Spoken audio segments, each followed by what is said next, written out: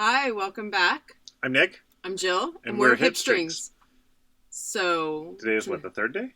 Third. Yes, the third live stream for the Great Mashup Spin-Along. Yeah, and it's April 2nd. Yes. You had to think that. Yes. You were good at chastising me. Oh, it might help if I have my microphone on, too. Yeah. All right. You can chastise me about that. Go on. So, no, I'm not. I'm not going to. So tonight's topic is fiber preparation. I've already gone ahead and started on my pile of fluff so that we won't be here for forever. I want to point out our garments because they are actually mashups. So Nick's sweater is a mashup I did.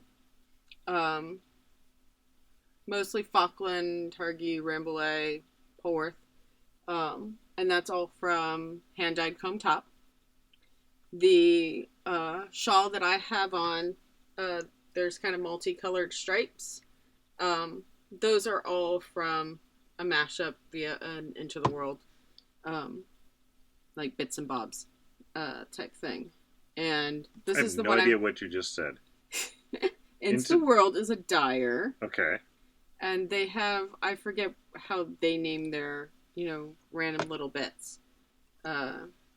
Dyers name it different things. Okay. And this is the one I was talking about where, like, if you don't have all the same staple length, it causes issues. But as you can tell in the final garment, you're never going to really notice. Well, okay, apparently you didn't need to watch that first video whatsoever. If you're a perfectionist, staple length matters. Okay. You can also throw all the rules out the door. Right. And go with your intuition. So we've got a big pile of stuff in front of us, as you can see. So what do you have here? So this is my pile of fluff, and then all I did is I basically broke it into kind of staple lengths. They're more like 2 staple lengths. Let me find the end of this braid. I left you one braid so I can show you. So undoing the braid. Well, so for that's first a thing that I think is important to point out. I mean, let's go real basic here. So the when you are taking apart a braid, some people actually end up doing braids, and you have to really work at pulling out the different parts. But as Jill was just showing you, those not yet. Give it a second. When, at least for our braids, it is just chained, so you could just pull and it'll undo. If you go from the right side, if you go from the wrong side, you're going to have a bad time. So if it's being a pain in the butt, go from the other side. So if you have to do something like, oh, okay, I got to pull out that, and then pull out that, and then I got to pull out another one. No, you're on the wrong side. Try the other side. All right, sorry. So this has been in the stash for a little bit, so it needs a little bit of fluffing. But basically, I put my hands about 12 inches apart and then just rip. Now, 12 inches is going to be highly dependent on the staple length of the fiber you're dealing with, right? Yes. Okay. So this is a medium staple length, long staple length? This is Polworth, so it's medium. Okay. So what I am doing is I am actually separating in 2 colors because I picked these fibers for color and not fiber. And so when I was looking back through it, I have some braids that were like 50-50 Polworth silk, some that were Falkland alpaca, others that, are just Falkland. So they don't really follow my rules. So I'm going to end up carding because I know if I tried to spin these as they are, my singles would vary much more than I want for a 3-ply sweater yarn. So what I'm going to do is a little bit more advanced.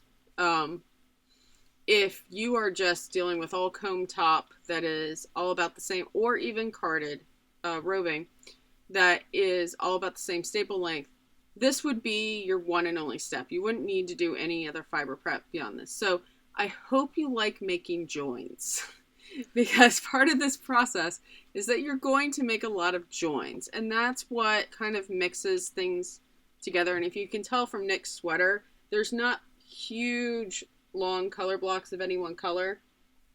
I'm just gonna do this. Yeah. Even in the sleeves, which these are like the largest color blocks you'll get are in the sleeves.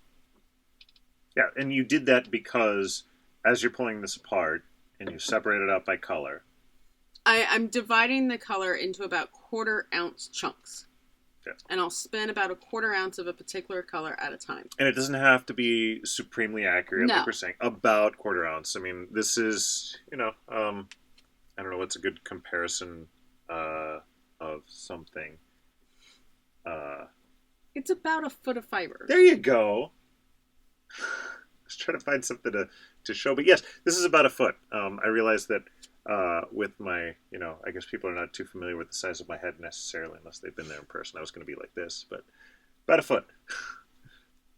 So, and what that means is that you're going to have pretty rapid color changes. And especially if you're doing like a 3-ply, you're going to have a lot of marling. It's going to cause a lot of optical blending.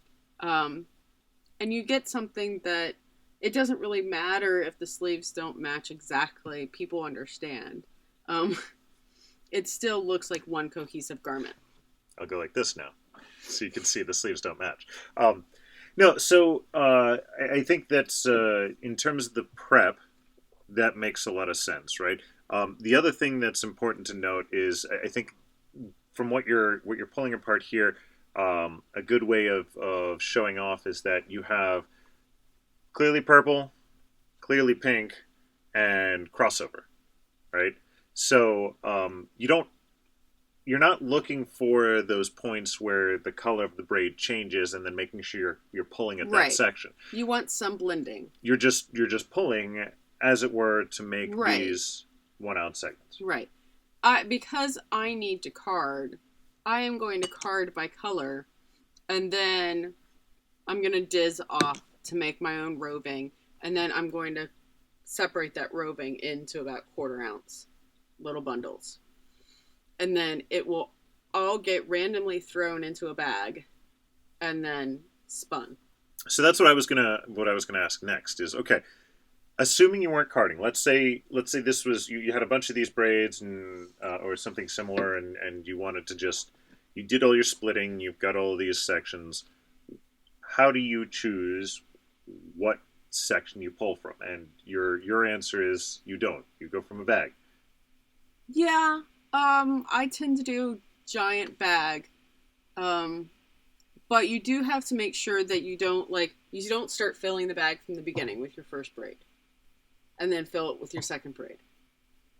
You need to be, when you're inserting into the bag, it needs to be kind of random for all. So, go and separate it all out, and then be like, have kind of your piles of color, and be like, okay, it's time for one of these.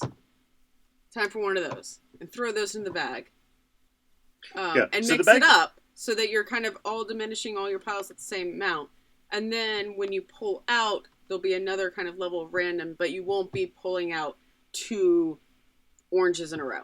Or if you do pull 2 of the same color in a row, you'd be like, no, gonna pull again. Okay, so there's 2 things to go in there. One is, I'm gonna do my thing of pulling science into this, right? So first off, there's a computer science concept where if you have an array or a stack or basically a collection of something in order, you have oh wait, I get to draw. Cool. This is Nick's highlight. It's the only reason I'm here. So I've got a bucket, right? And I'm going to fill in that bucket. And I'm going to put something in the bottom of the bucket, and that's that thing there, and then maybe I'll have a different color, and I'll put another layer there, and I'll have another color, and I'll put a layer there, right? I'm just randomly picking colors. This might turn out pretty cool, actually, the way it is. But anyway, so if I put all those things in the bucket, as I'm pulling out, I can't pull from the bottom unless I'm like really digging in there and stuff. You don't want to take that effort, right? So you're pulling from the top. This is a concept called first in, last out, or FILO. All right. So in the computer science realm, if this was a tube instead, you could have a first in, first out, also known as FIFO, but that doesn't matter. Anyways, the basic concept here is what Jill is saying is that as things go in, there's going to be a little bit of randomization because you're not dealing with a bucket here. You're dealing with something that You can dig underneath, but you can randomize it more by the second thing I was going to mention, and that is, I don't know if you've ever dealt with the problem of getting a new deck of cards, and they're in order, and how many times you have to shuffle them to really get them completely mixed up. There is a intermediate step you can take, and that is put them out into 3 piles. 1, 2, 3, 4, 5, 6, 7, 8, 9, 10, 11, 12, and just keep going in those different piles. And so what you were mentioning is sort of the opposite of that, right? So as you're putting things into the bag, if you really want to randomize it, you have your 3 piles here, and then just start going 1, 2, 3, 4, 5, 6, putting them in the bag. And you don't need to worry about if you're getting the right order, because the point is randomization at that point. Yeah. And we'll get into this when I talk more about spinning, but, you know, if you are the type of person who's like, oh, I only want to put 2 ounces on each of my bobbins, and then I'll ply off those, then yeah, you might want to make yourself little 2-ounce bags. That would be how much you want to fill a particular bobbin. I just fill all my bobbins to the max and fly as they go. So you were saying, wait, say that again, because I wanna write down this as a note, right? So if you want to have, you were saying what you bobbins? Can make, if you have like 2 ounces on each bobbin, or you know something like that. You want to limit how much you're putting on your bobbins because you want to be able to, ply an entire bobbins together.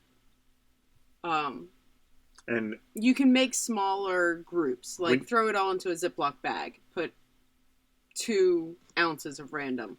So for 2 ounces per bobbin, though, you're saying that would let you get an easy ply for a 3-ply yarn. Is what you're going for, right? Depending on your wheel. Yeah. I will just spin and fill up bobbins and deal with mixing up bobbins in the end. Well, but it's still a good idea to give people some guidance. Like, I know I've never done a combo spin, right? Mm-hmm. So if I'm coming into this, I'm going to be panicked about, like, okay, I've got all this. This isn't going to fit on one bobbin. What if I want to even it out? What's that? Right. But you and can especially when I'm wanting to ply, right? So, yeah. So it's, if you one good rule of thumb you can use is 2 ounces per bobbin, or just go right into the wind, and then you can wind off the storage bobbins later. Now you might notice that I've got some extras on top of my piles, and that's because since I am planning on carding these, and some of these piles don't have any like silk in them, and there's other piles. So a large amount of the, like, this pile, this pile, this pile, that pile, all come from different fiber bases but dyed with the same colorway. And so these are kind of my problem children. And so I'm trying to, in my other piles that I have that don't have any silk in them, I went into my stash and grabbed some silk, some other fibers that have the same characteristics as what I know was in the stuff that's my predominant fiber. And when I'm carding, I'm going to add that so that in the end, all these bats should spin at about the same thickness. Okay, so let's rewind a little bit there too. Then. So you can modify your piles. Yeah. So we've gone through this is the third stage, right? Right. The first stage was trying to select the fibers so that they're all about the same. But you don't have to do that. You can fix it later. Second stage is picking for colors. Yeah. Right.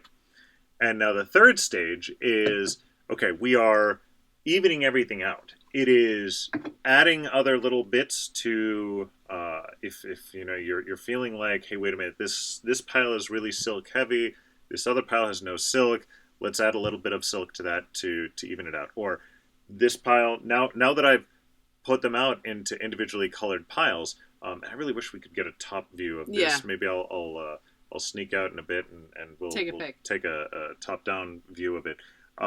But you could segregate out these piles, and now you're looking at it and saying, hey, I don't really like this color, or I I need to add more of this color. Edit. You can edit. I mean, this is still the point where like, you're oh, planning there's too and much designing. white.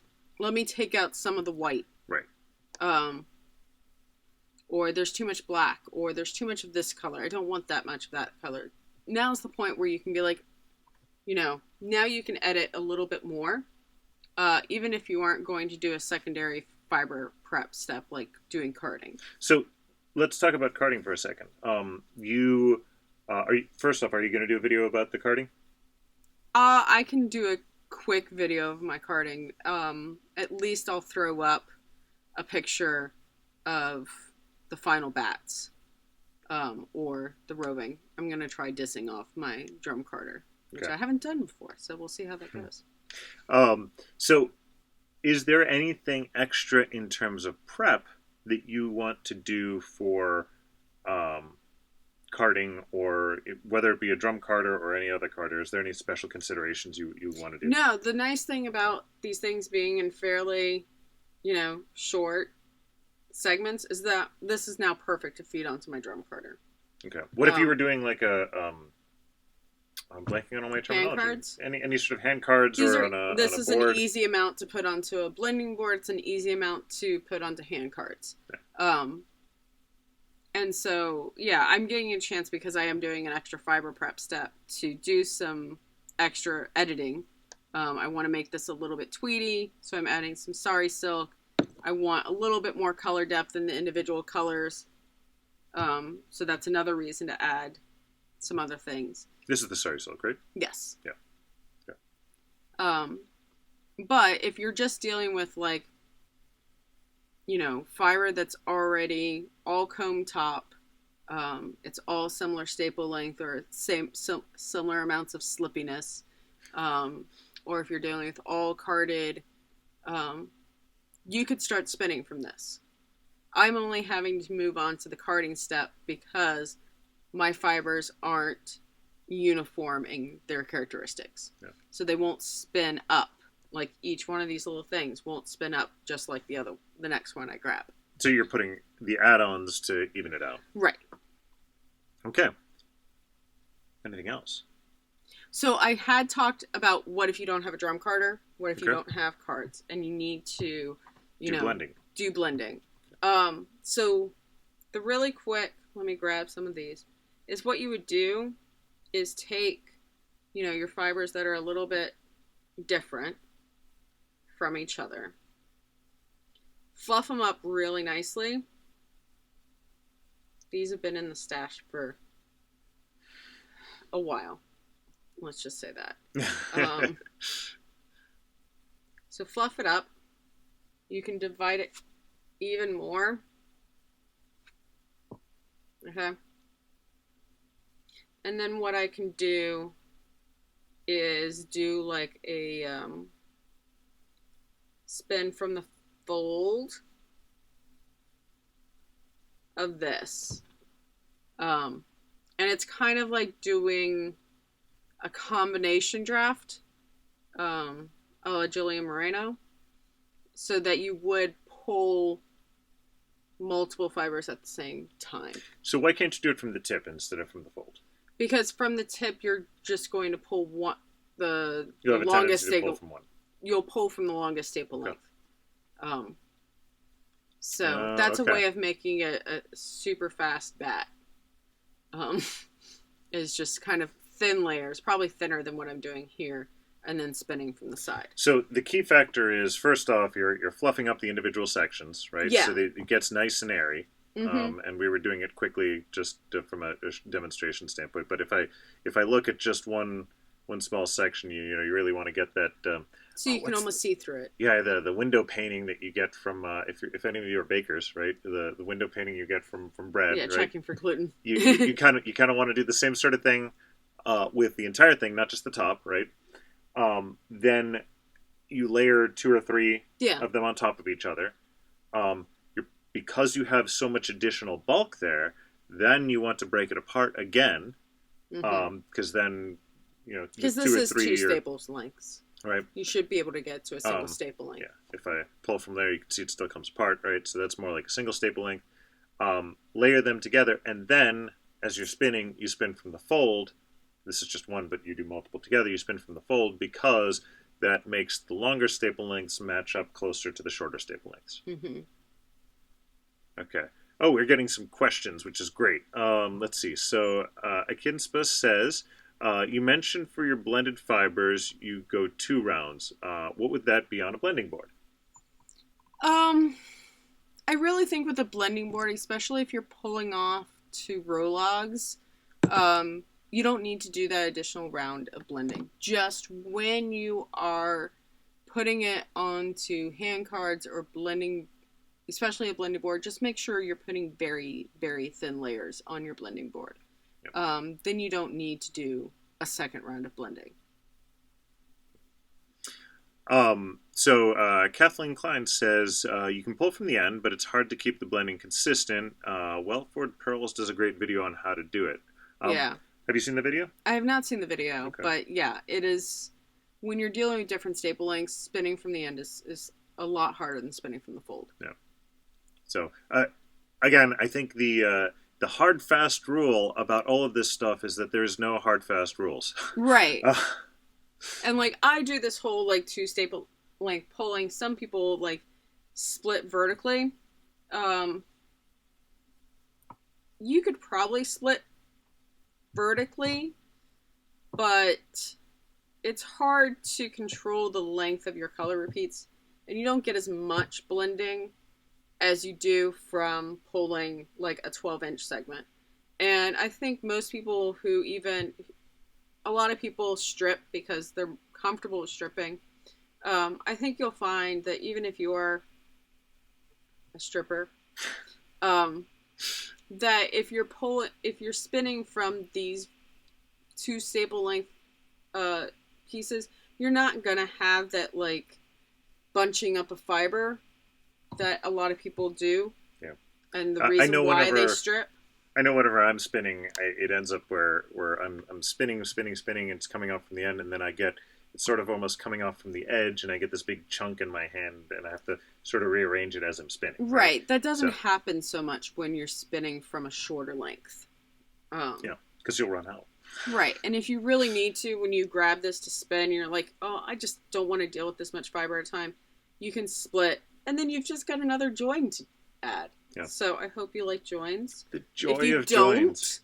There's got to be a book like that. If you don't, this is a really good project to learn to embrace joins and get really good at joins. And my recommendation for joins is J.C. Boggs talks about it, and that in worsted style spinning, you make joins by holding your fiber perpendicular to your single to start it off, and with carding you just add additional twist and let the twist grab the fiber supply, and that can be more of a parallel situation. But yeah, get good at joints. Like, it's not something to be afraid of. My favorite, I mean, quite honestly, when I'm teaching new people how to spin, the thing that I always say, 9 times out of 10, new spinners are knitters or crocheters who want to be able to make their own yarn, or they see a fiber braid that they think is beautiful, but they want it as yarn, so okay, they're going to jump into it. The thing that I always say, I mean, joining is really the best thing about spinning, because if you're knitting and your yarn breaks, it's kind of a big deal.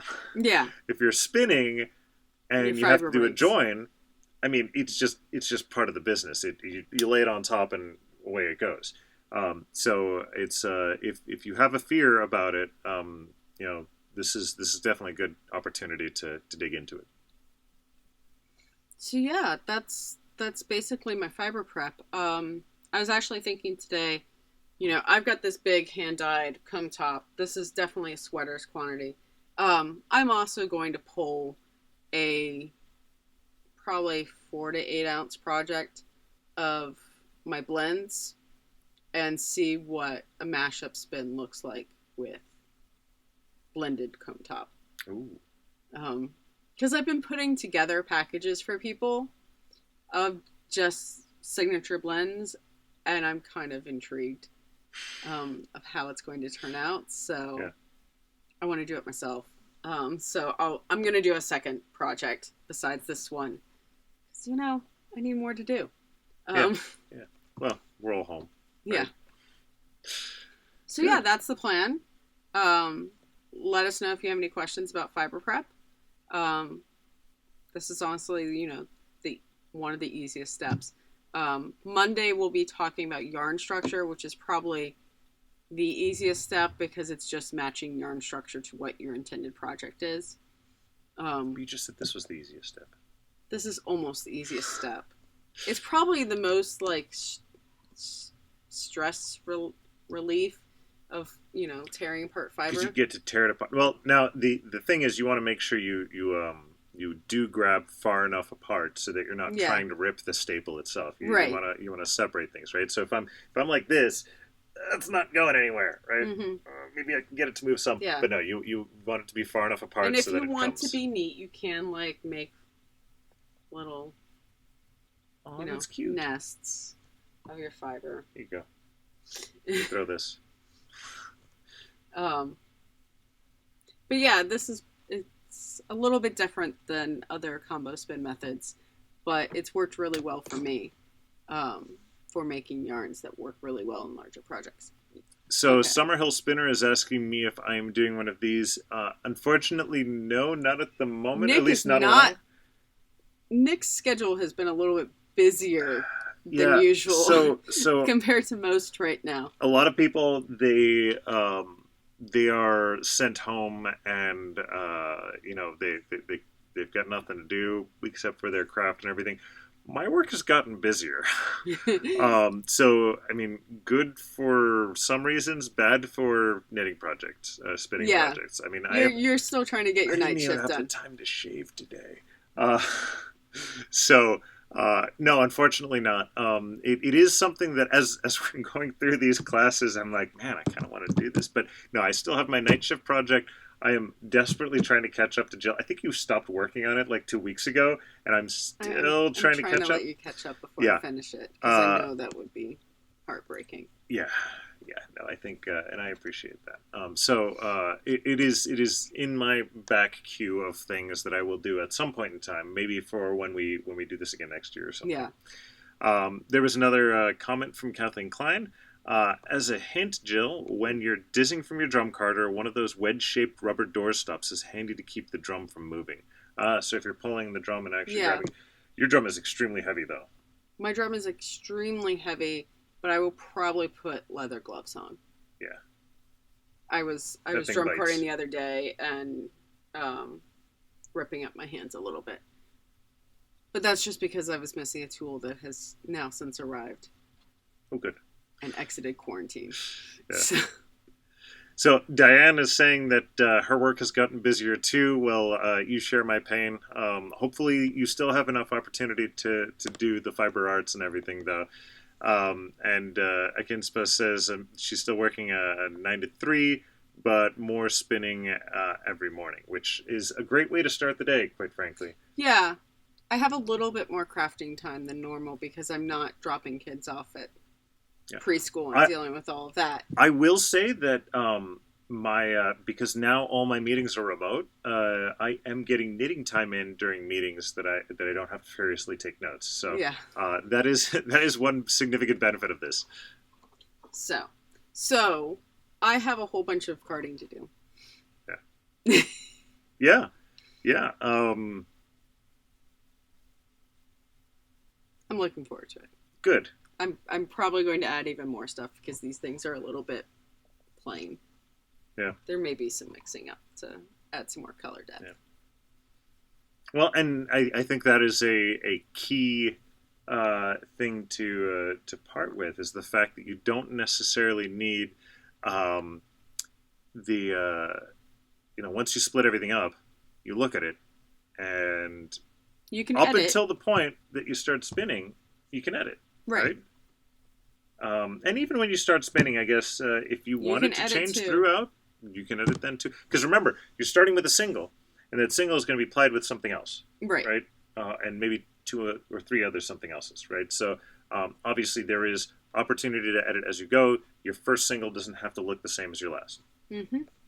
Good. Embrace the chaos. Yeah. And Diane has gotten to us and says that she does have time for the fiber arts, so that'll make me sleep better at night. Are there any other questions? And while I'm stalling to allow you to type, I will note that we have, if you move over to the side some, we have only one lonely bat left here from that bat sale, but this box is full. But now we've almost gone through 2 entire boxes, so. Yeah. And I've started putting together the next set of bats, so I'm aiming for probably around the 15th or 16th when Flyaway would have been doing another live bat sale. Cool. All right. Hopefully we'll see you all then. So Kathleen is saying she's waiting to see where the bright blue, purple, and orange wind up in the blend. Yeah. Yeah. So there's this pile. Yeah, let me see if I can take a nice and big then there's this picture. Pile. So I've added some kind of golden silk and some kind of a really melange sari silk to this pile. I might add up in some yellow to make that a little bit more golden. So I might be tweaking colors a little bit in the carding process. But I have done, and I'll have to grab, I've done a sweater before with almost the exact same color palette, and it turned out really well. So I'm not afraid of that orange and that purple together. So here's a bit of a picture from the top view of what we've got going on here. So a lot of beautiful different fibers that will be very interesting together. Mm-hmm. I've gotten a request for me to stand up to see the body of the sweater, so I'll even go my tippy toes a little bit. There is one limitation that the sweater is a tiny bit short, but it does cover my belly. So, but yes, here you go. Perfectly. So this is one of the weird things that we have with our sweaters. I've actually knit now. I keep stealing your sweaters. At least one of the sweaters that I knit for myself, I'm trying to remember if it was 2 or 1, but they have now gone over to Jill. So you are not taking my Star Wars sweater, though. No, I will die before you take that. That one fits you perfectly. But the difference in sweater sizes between us, we have basically the same chest. Yeah. Circumference. So the difference is sleeve length and torso length. And you like long sleeves too, so. Right. So really, and I can wear a tunic length sweater. Yeah. So. Yeah. Oh yeah, it is 2 sweaters because you took my Crazy Heart and now you are inching towards my Gola. Yeah, I've worn the Gola a couple times because it's a bit short in the torso for you. It's a tiny bit. I need to block it while wearing it or something. Yeah. Anyway. I think we're trailing off here. Yes. So we'll end how we usually end. Yeah, so take the weekend and pull apart some fiber. And then Monday we'll be doing a little bit of discussion on yarn structure and why you would want to do a 2-ply or a 3-ply. We're going to be doing traditional ply structures for this mashup. So it's not that complicated. And then... What do you mean by traditional? That it's just 2 or 3 bobbins that you're plying together. So no chain plying this time. You know, we're not going for texture. There's no boucles or spiral plied. You know, this is pretty simple yarn structure. And then we'll start talking about spinning for consistency. So you guys have a chance to get your fiber together. And if, you know, your piles aren't exactly what you want, you have the chance to acquire more fiber. And we can't wait to start spinning with all of you. Great. I guess are we going to do the, well, you'll do the spinning and I'll do the snarky commentary? Yes. Okay. So you did your research, right? What's your dad joke to finish? Oh, yeah. So that's what I was saying. We'll finish how we usually finish. Knock, knock. Who's there? Spell. Spell who? WHO.